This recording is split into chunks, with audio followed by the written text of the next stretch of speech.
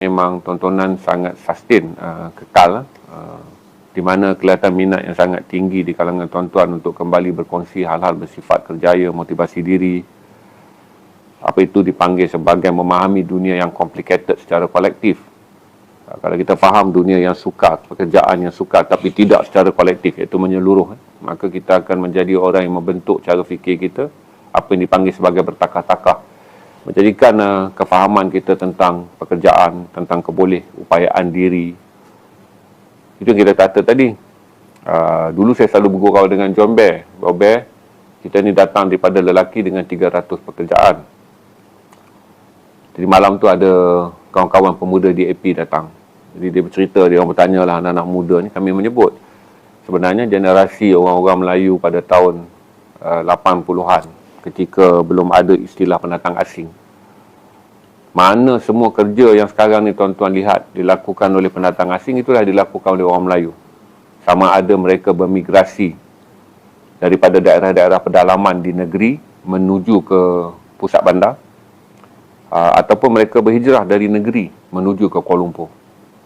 Jadi ini maksudnya saya beritahu pada tuan-tuan di bawah peralihan, di mana saya sempat mendengar istilah Alostar tu dipanggil pekan Alostar. Tahun-tahun 70-an, awal 80-an tu masih lagi menggunakan perkataan pekan Alostar. Sekarang Bandaraya Alostar dipanggil pekan Alostar, di mana orang Melayu mula masuk, dan kemudian tahun-tahun 80-an apabila pekan Alostar dah berkembang, Kuala Lumpur juga berkembang. Maka datang apa yang dipanggil zaman sektor semiconductor yang bermula daripada dasar pandang ke timur 1982. Maka oleh kerana kilang-kilang pelaburan Jepun tertumpu secara strategik di Seberang Perai, secara strategik di Petaling Jaya, di Sungai Wei, secara strategik di beberapa kawasan di Johor, maka orang Melayu bermigrasi meninggalkan negeri dan menjadi medonan ataupun anak dagang. Jadi banyak istilah dia lah, dipanggil orang berdagang, dipanggil perantau, dipanggil medonan. Cuma oleh kerana sekarang pekerjaan-pekerjaan 3D ni orang Melayu dah tak buat, kerana generasi Z, saya rasa X, Y, Z lah pun, generasi Z lah, terutamanya apabila mereka melihat pekerjaan ni, bahawa ini adalah pekerjaan buruh asing. Sebagai contoh, saya bagi tahu pada tuan-tuan, kalau tuan-tuan kenal Aru Republic of Brickfield, dia adalah seorang pemilik indie yang sangat terkenal, tua setahun daripada saya. Jadi saya dengan Aru ni kerja di Pasar Borong, dan kami mengambil upah. Waktu tu tak ada toke tau, kita cuma dibenarkan ada kereta tolak je, kereta tolak yang berdiri tu. Jadi setiap kali peniaga-peniaga Melayu datang untuk membeli barang yang mereka beli di Pasar Borong Selayang, Pasar Borong lama, dan mereka nak bawa balik untuk diniagakan di kedai-kedai runcit. Waktu tu tak ada hypermarket, belum ada wet market. Berarti orang Melayu ni adalah orang yang meniaga kedai runcit, tetapi di depan kedai runcit mereka tu disediakan ruang untuk meniaga barangan-barangan basah. Jadi pakcik-pakcik Melayu ni akan datang seawal pukul 3 pagi untuk membeli barang. Jadi bila kita masuk ke dalam kawasan Pasar Borong ni, kita tak terus dapat kerja. Jadi orang tukang kat ikan apa semua tak dapat. Kita akan memulakan pekerjaan kita dalam grade yang paling bawah, iaitu dipanggil sebagai tukang tolak. Jadi orang beli kerang dua gundi, dia letakkan atas penolak tu, segundi pertama, segundi kedua. Satu gundi upah dia adalah 50 sen, dua gundi upah dia RM1. Jadi saya dengan Aru, waktu Aru belum jadi band boy lagi, dia dah minat muzik tapi dia belum jadi band boy. Saya pun belum lagi tak jadi manusia datang Kuala Lumpur ni. Jadi kita tolak tu lah, dengan mengharapkan satu hari kita boleh dapat 30 klien. Kalau 30 klien tu, satu kali tolak dengan seberat yang saya kata tadi, 2 gundi kerang, yang satu gundinya tu boleh mencapai berat 40 kilo ke 50 kilo, ataupun satu gundi lebih kecil mencapai berat 30 kilo, kita dapat RM1. Berarti kita harap 30 pelanggan antara pukul 3 pagi hingga 8 pagi. Jadi adalah gaji kita RM30. Tapi kita tak balik. Lepas pukul 8 tu, kita akan tolong pula toke-toke saudagar Cina di Pasar Borong mengemaskan pula. Sama ada toke apple nak kemaskan tempat apple dia, toke buah-buahan lah biasanya, untuk mendapatkan upah tukang kemas tu dalam RM3, RM4. Jadi apa saja kerja yang orang Rohingya buat sekarang, orang Rohingya buat sekarang tu, pada tahun 80-an semua dilakukan oleh anak muda Melayu. Apa saja kerja yang orang Bangladesh buat sekarang, semuanya dulu dilakukan oleh orang Melayu. Dia bukanlah saja tiba-tiba sekarang ada kilang, tak ada orang Melayu nak kerja. Bukannya tiba-tiba sekarang ada pasar borong dan tak ada Melayu nak kerja. Pasar borong telah wujud daripada tahun 60-an, tapak pasar borong lama. Dipindahkan pasar borong baru ke 90-an. Di zaman pasar borong lama ni, tiada istilah kerja-kerja 3D ni, dia panggil apa? Dirty, dangerous, kotor, bahaya dan difficult, susah. Semuanya dilakukan oleh orang-orang tempatan. Jadi kerana ada satu clause zaman sukar, semalam pun saya bincang dengan Noor, saya kata salah satu yang menjadikan kenapa generasi yang sekarang bertanya banyak tentang hal-hal kesulitan hidup dia pejabat, kerana kebanyakan mereka tidak melalui zaman kesulitan hidup yang complicated. Berarti saya kata dulu macam Noor ni, generasi dia biasa, dia kena ikut mak dia pergi menora getah. Jadi dia faham bagaimana membantu memastikan satu adalah jadual torehan tu tepat, getah dikutip sebelum dicuri orang, kemudian getah dijual, kemudian mengatur bekalan harian yang diambil di kedai runcit mestilah seimbang dengan pendapatan torehan harian, supaya tak berlaku bila klaim getah bila dijual tak sama seimbang dengan hutang membeli beras, gula, minyak di kedai runcit di sekitar Keluang. Jadi sama, jadi zaman-zaman di mana kemandirian dan juga daya saing seorang anak muda, kanak-kanak pun telah diuji.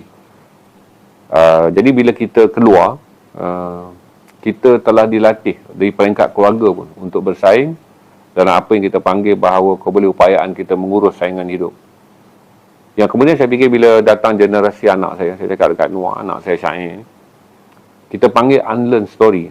Dia tak mau dengar kisah-kisah sejarah. Saya gambarkan macam tu lah. Bukan Syair tak mau dengar, tapi generasi sekarang kata, dan kita pun kata, kita nak cerita balik pun, generasi sekarang tak boleh bayangkan cerita kita tu dekat mana nak letak. Seolah-olah cerita kita ni datang daripada 1000 tahun yang lalu. Cerita tentang pedagang-pedagang timah, pedagang-pedagang besi pada zaman lampau. Seolah-olah ini adalah cerita-cerita purba. Tapi saya bagi tahu dengan Noor, kata kita sempat melihat 3 perkara berlaku pada zaman kita, iaitu orang Melayu bermigrasi ke Kuala Lumpur, dan kemudian hidup seperti orang Bangla sekarang. Sebab dulu kalau rumah nombor 39B tu, dia 2 bilik je, rumah tak besar, rumah sewa. Dulu orang-orang di kawasan-kawasan perumahan, kawasan setinggan, mereka beli tanah setinggan, mereka naikkan rumah, mereka sewa. Jadi kita kena duduk 15 orang baru mampu bayar sewa RM600. Berarti seorang RM20. Kita biasa duduk 15 orang. Jadi 15 orang ni kita ada trip lah. Orang yang pergi pasar pukul 2 pagi. Orang yang mendapat sektor ikan, dia kena pergi lebih awal. Macam tu Mak Black apa semua ni, arwah Pak Lah, dia orang ni sektor ikan. Dia orang masak nasi dulu pukul 1 pagi, supaya mereka boleh makan dan mereka pergi. Saya dan Harun ni batch yang keluar pukul 3 pagi. Kita masak kali kedua pula. Dan ada batch yang keluar pukul 5 pagi. Bergantung pada sektor pekerjaan di mana pasar borong adalah tempat tumpuan. Kami ni lah budak-budak Kedah banyak kan datang, sama-sama orang Kedah, pergi kerja. Jadi oleh kerana ada satu period di mana kita sempat melihat survival bangsa ini, survival Medonan ataupun survival orang berdagang datang membuka Kuala Lumpur pada zaman Kuala Lumpur tak menjanjikan apa-apa. Zaman di mana purata kita jumpa 100 orang Melayu, belum tentu kita jumpa seorang yang ada pendidikan universiti. Malaysia ada 5 saja universiti pada waktu tu. Dia ada college.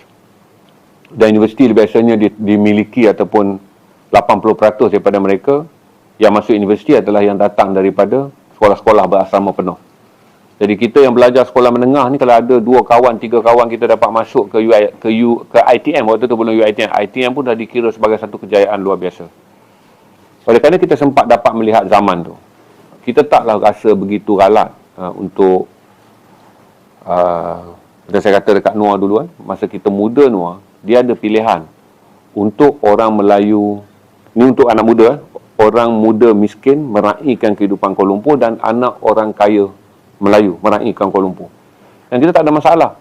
Option tu ada. Bagi anak kami generasi yang tak berduit, kita akan pergi kepada hiburan percuma. Apa yang disebut hiburan percuma tu, kita tahulah Lake Garden menyediakan muzik percuma. Kita pergi lepak percuma sambil mendengar muzik. Daya Bumi menyediakan hiburan muzik percuma untuk membolehkan rekreasi golongan miskin di Kuala Lumpur ni dipenuhi oleh lokasi-lokasi yang selalu tempat anak muda berkumpul. Dan anak-anak Melayu yang pada dekad tu yang lebih kaya, snooker mula masuk ke Malaysia sekitar 85-86. Jadi mereka main snooker, mereka clubbing. Jadi saya kata yang menjadi masalah adalah kerana apa yang dipanggil sebagai hiburan marhain tu tak ada. Menjadikan orang Melayu, walaupun mereka tak mampu dan mereka merasa malu untuk dilihat sebagai Melayu kelas 2. Kerana yang ada sekarang ni hanya satu Melayu je, iaitu Melayu yang ada kelas. Menjadikan yang B40 pun nak berkereta pada waktu mereka tak mampu bayar kereta, nak memakai motosikal besar waktu mereka tak mampu. Jadi saya kata pada zaman kita ni, kerana bas mini ada di situ dan menaiki bas mini bukanlah satu hinaan. Malah kita gembira naik bas mini, kerana dalam jam bas mini kita akan dengar KLFM Kuala Lumpur, KLFM Zainuddin Zainal pada waktu pagi. Dan kita ada sesi rock music. Jadi kadang-kadang kita tunggu bas mini untuk tepat pukul 4 petang kerana nak dengar DJ Kamal Amir DJ Kamal Amir memutarkan lagu rock. Jadi kita ejah bas kita sebab 4 hingga 6 petang tu semua lagu-lagu rock dimainkan. Jadi kita kata zaman tu kita ada pilihan yang memberikan kita survival untuk dapat hiburan percuma.